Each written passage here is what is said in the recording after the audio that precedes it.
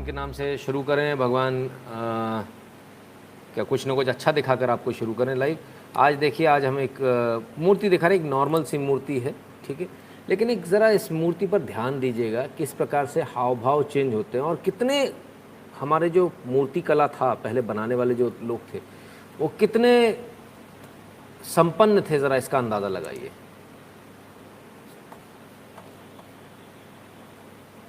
देखिएगा, जैसे ये ऊपर जाएगा मुस्कुराहट आ जाएगी। सुंदराय शुभांगाय मंगलाय महोजसे सिंहशैरनिवासाय श्रीनृसिंहाय मंगलम जगज्जन्मादिलीलाय जगदानंद हेतवे जगच्चक्षुर्निवासाय नारसिंहाय मंगलम। अगर ना दिखाओ तो मैं आपको पॉज करके दिखाऊंगा। मदाचार्य पुरोगमैः सर्वैश्च पूर्वैराज। ये देखिए, स्माइल आ गई चेहरे पर, चेहरे पर स्माइल आ गई और ये चली जाएगी। अब ये चली गई, फिर चेहरे पे स्माइल आ गई। सुंदराय शुभांगाय मंगलाय महोजसे सिंहशैरनिवासाय। सोचिए ज़रा, क्या गज़ब की उन्नत टेक्नोलॉजी थी हमारे पास में। ये जो आजकल के चूज़े आ गए ना नए वाले, जिनको कुछ नहीं आता, जो यहाँ ज्ञान बांटने आ जाते हैं, हाँ, किताब लिखने वाले। सोचिए आपकी हिस्ट्री जो आपसे छुपा दी गई, वो असल हिस्ट्री कितनी वैभवशाली, कितना कोर है उसके अंदर जो आपको बताया नहीं जाता। मैं आज इतनी मशीनें आ गई, CNC, ये वो दुनिया भर की, आज भी ऐसी मूर्ति कोई नहीं बना पा रहा। उस समय हाथ से लोगों ने बना दी। और ऐसी अनेकों मूर्तियां हैं भारत के अंदर जिनमें आप आरती को 4 अलग अलग पार्ट से यदि लेकर जाएंगे तो 4 अलग अलग तरह से चेहरे का भाव बनता है। क्या आप सोच सकते हैं पत्थर के अंदर भी जान इस तरह से डाली गई? और लोग तो कहते हैं कुछ होता ही नहीं, मूर्ति पूजा। हम बार बार बोलते हैं प्राण प्रतिष्ठा, तो ये प्राण ही तो है जो आपको दिख रहे हैं। तो जो लोग अभी बनाने आ गए हैं, इतिहास नया गढ़ने आ गए हैं, ज़रा एक आध बार ज़रा इसको भी देख लिया करें, क्योंकि उनकी इतिहास की किताबों में इनका कहीं वर्णन नहीं मिलता है। क्यों मिलेगा? अगर मिल जाएगा तो उनकी जो झूठ चला रहे हैं 70 साल से, ऐसे ही फेक लोग जो होते हैं, कई फेक वीडियोस बनाते हैं। आइए इस खबर को देखिए। ये क्या कहकर वायरल की गई थी तस्वीर कि जो है विवाह जो है इस लड़की का, हिंदू लड़की का विवाह जो है, बच्ची का विवाह कर दिया गया। 8 साल की बता दी गई, 8 साल की बच्ची। आइए जरा इसका सच जान लें। जो वायरल तस्वीर थी वो से आप देख पा रहे हैं, ये उसकी विदाई, शादी के बाद विदाई की तस्वीर है। और इसी तस्वीर पर सोशल मीडिया पर यह लिखा गया कि इसके माँ बाप ने, इस लड़की के माँ बाप ने, जिसकी उम्र 8 साल थी, उसे 28 साल की लड़की के साथ ब्याह दिया। इसके बाद जैसे ही ये खबर हम तक पहुंची और इस पर हमने काम करना शुरू किया तो इस वायरल वीडियो की सत्यता की पुष्टि करना बेहद जरूरी था। ये गलत मैसेज जो था, तो उसके बाद जब इस पर शोध किया गया तब पता चला कि ये लड़की बालिग है, नाबालिग नहीं है। और आज जो ये लड़की तनु है, उसने आज एक वीडियो रिलीज किया है और जिस लड़के के साथ इनकी शादी हुई थी, तो ये तस्वीरें अब खुलकर सामने आ गई। और इस वायरल तस्वीर जिससे गलत तरीके से, गलत संदेश के जरिए एक वायरल फैलाने की कोशिश की गई, उसे बिल्कुल हम झुठला रहे हैं। क्योंकि अब लड़की का जो वीडियो आया है उसमें साफ तौर पर उसने कहा कि जो तस्वीरें सोशल मीडिया पर हैं वो गलत हैं और इसका खंडन होना चाहिए। तो साहब ये हालत है, ये हालत है। फोटो खींची, फोटो में छोटी लग रही है तो पूछने की ज़रूरत नहीं है, लोगों ने उठाया उसे 8 साल की 10 साल की बना दिया, 28 साल के लड़के से शादी बता दी। बहरहाल उस लड़की ने अपना वीडियो बनाकर बाकायदा अपने पति के साथ में और इस बात का खंडन किया। तो ऐसी बहुत सारी न्यूज़ आएंगी, उससे बचकर आपको रहना। देवू परध्याल जी बहुत बहुत धन्यवाद। ठीक है, ऐसी न्यूज़, फेक न्यूज़ से आपको लगातार बचकर चलना है, राइट। अब आते हैं उस बात पर जो TRP के लिहाज से बहुत ज़्यादा ऊपर जाती है। तो हम सबसे पहले उसी को रखते हैं जो TRP के लिए ज़्यादा तेज़, सबसे तेज़ भागती है। तो हमने कहा पहले उसी को रखेंगे आज। और वो TRP के नाम पर क्या है? वो है बॉलीवुड। सुशांत सिंह राजपूत हत्याकांड कहें या सुसाइड कहें, जो भी कहें, Maharashtra narcotics control bureau arrested one Harish Khan, a drug peddler in Bandra in the drugs case linked to late Bollywood actor Sushant Singh Rajput, NCB। Narcotics विभाग ने एक हरीश खान करके एक बंदे को पकड़ा है जो कि ड्रग पेडलर है बांद्रा में, और उसका सुशांत सिंह राजपूत से सीधा सीधा संपर्क था, ऐसा बताया जा रहा है।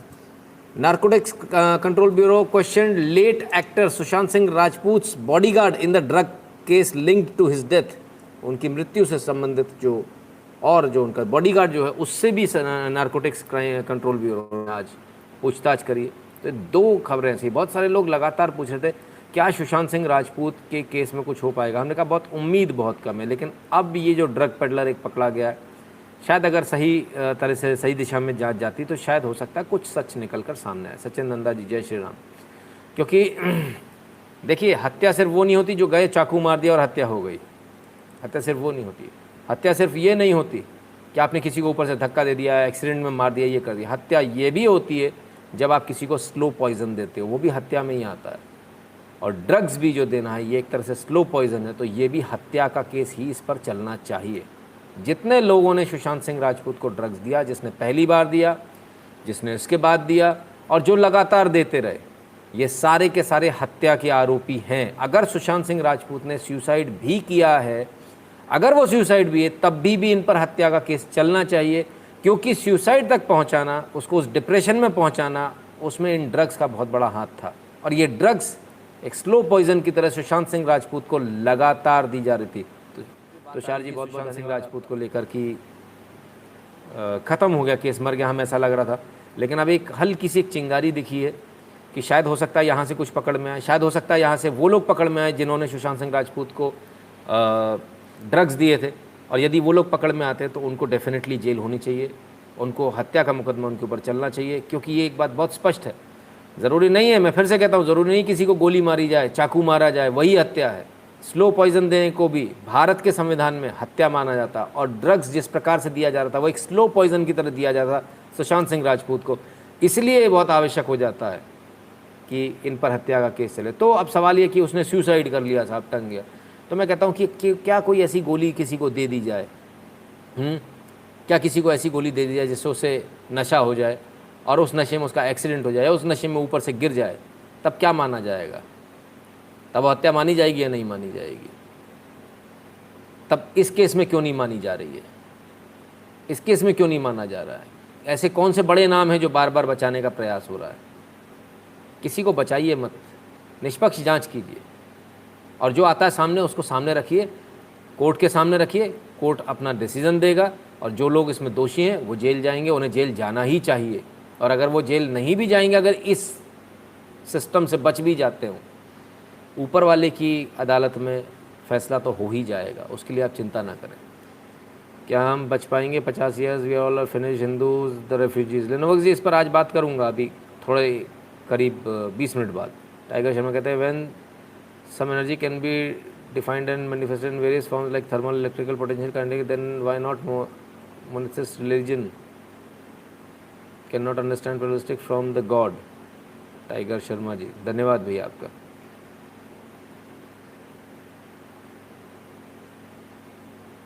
मोदी राज रहेंगे? जी बिल्कुल रहेगा ऋषि जी, बिल्कुल रहेगा।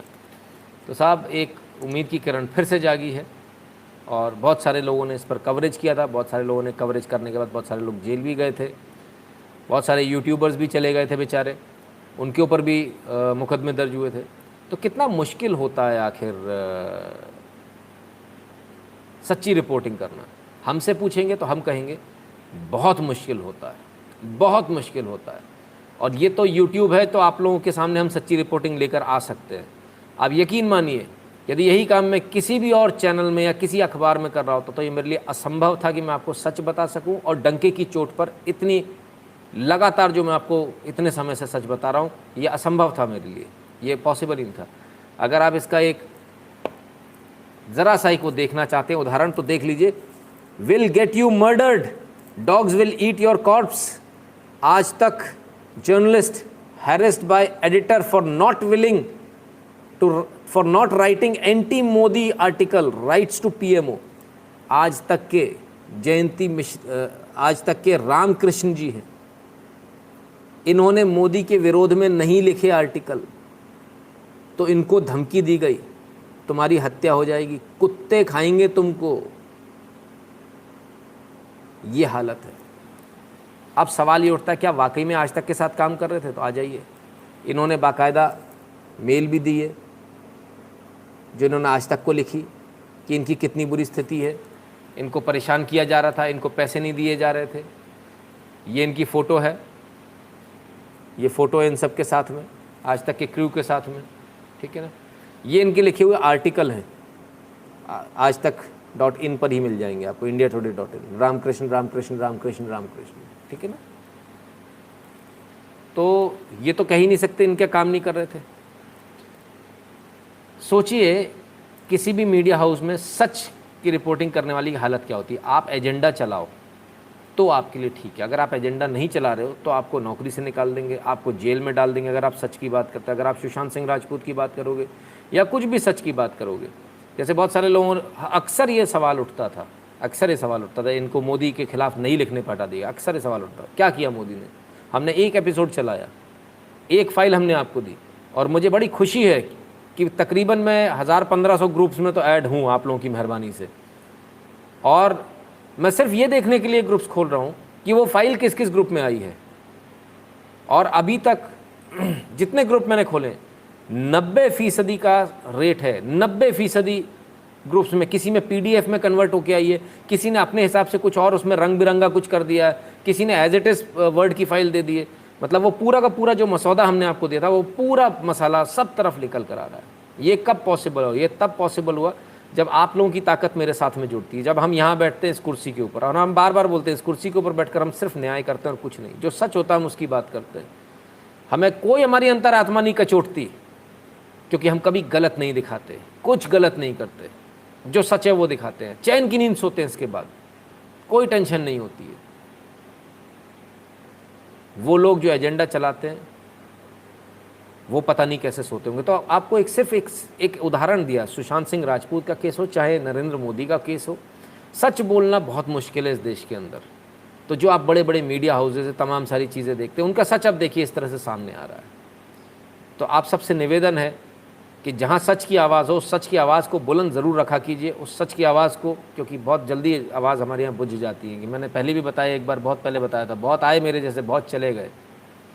150 की लिस्ट है मेरे पास में जो शायद मुझसे भी अच्छा काम करते थे, लेकिन आज इस दुनिया में उनका नामो निशान नहीं है, छोड़कर चले गए। उनको इतना हैरेस, इतना परेशान किया गया। Nitin ji, does marriage qualify as slow poison? Saba Sharma ji, you never know sir, ये तो डिपेंड करता है बहस करने वाले के ऊपर। करवा भी सकते हो आप इसको, ये तो क्वालिफाई तो लिखा हुआ तो कहीं नहीं है, लेकिन बहस, क्योंकि कानून हमेशा अधूरा होता है, प्रैक्टिकल लाइफ उससे बहुत अलग होती है। सच के सिपाही डटे रहिए, देश आपके साथ है। धन्यवाद उत्तम जी। शंतनु जी कहते हैं संविधान कहता है धर्म के आधार पर राष्ट्र नहीं हो सकता। टाइगर शर्मा कहते हैं सर असम में धर्म के नाम पर राष्ट्र अगर नहीं हो सकता तो जरा संविधान से पूछिए कि फिर किस आधार पर बांग्लादेश और पाकिस्तान दे दिया था। सर मैं हिंदू डॉक्टर को जिहादियों ने पीट के, सर आ रहा हूँ टाइगर शर्मा जी, आपके दिल की आवाज़ मुझ तक पहुँच गई, आप बिल्कुल बेफिक्र रहिए। हमने कहा ना हम सच दिखाते हैं, हमें सच से दिखाने से डर नहीं लगता किसी से भी, ठीक है। आइए थोड़ा आगे बढ़ते हैं। अब वो खबर जो आपके मतलब की है, जो आप पर आने वाले समय में बहुत इम्पैक्ट डालेगी, बहुत आपको बड़ी हल्की लगेगी खबर, लेकिन आप पर इम्पैक्ट बहुत डालने वाली है। कैसे डालने वाली है? आइए अनुराग जी, धन्यवाद। Justice Arun Mishra takes charge as national human rights commission chairman. NHRC national human rights commission के चेयरमैन के तौर पर जस्टिस मिश्रा आ गए हैं। अरुण मिश्रा जी, अरुण मिश्रा जी कौन है? अरुण मिश्रा जी वही जस्टिस हैं जिनको धमकी दी गई थी कि महाभियोग लगा देंगे, तुमको हटा देंगे। बड़ी आफत हो गई साहब। Chairman NHRC national human rights commission justice Mishra, और अभी बंगाल में जो कुछ हुआ आप सब ने देखा। देखना ये है कि जस्टिस मिश्रा इस पर क्या करते हैं, और उससे भी ज़्यादा देखने लायक ये होगा कि आज तो लोगों के गले के नीचे खाना नहीं उतरा होगा। ना सॉरी, खाने वाले लोग नहीं हैं ये लोग, ये तो लुटियंस वाले लोग हैं। आज तो इनके गले के नीचे पैग नहीं उतरा होगा, और उतरा भी होगा तो नशा नहीं आया होगा। जस्टिस मिश्रा का नाम सुनकर सबकी रूह कांप गई होगी। बहरहाल जस्टिस मिश्रा, पिछली बार तो आपके ऊपर एक संवैधानिक इन्होंने दबाव बनाने का प्रयास किया था, इस बार आपको खुली बैटिंग करने का मौका मिला, खुली बैटिंग करने का। यदि इस बार भी आप छक्के ना मार पाए तब फिर जस्टिस मिश्रा बड़ा कमाल की बात, मतलब बड़ा एक अजीब सा लगेगा। मैं समझता हूँ जस्टिस मिश्रा को जो पिछली बार वो नहीं कर पाए थे, वो इस बार करके उनको दिखाना चाहिए। उन्हें दिखाना चाहिए कि वो बेहतरीन बैट्समैन है, और अच्छी तरह से धुनाई करनी चाहिए जहाँ जहाँ ह्यूमन राइट्स का वायलेशन हो रहा है। और सबसे बड़ा वायलेशन अगर हम देख रहे हैं पूरे भारत के अंदर, कश्मीर के बाद अगर हमें कहीं दिख रहा है तो वो बंगाल में दिख रहा है। बंगाल को कश्मीर बनाने का प्रयास किया जा रहा है। मैं उम्मीद करूँगा जस्टिस मिश्रा शायद इस पर संज्ञान लेंगे, स्वतः संज्ञान लेंगे, और ख़ुद से वहाँ जाकर ग्राउंड पर जाकर चीज़ों को देखेंगे, लोगों के बयान दर्ज होंगे, और वहाँ उसके बाद मुकदमे होंगे। क्योंकि अब अगर कुछ उम्मीद बची है तो वो सिर्फ NHRC से ही बची है, ह्यूमन राइट्स कमीशन से ही बची है।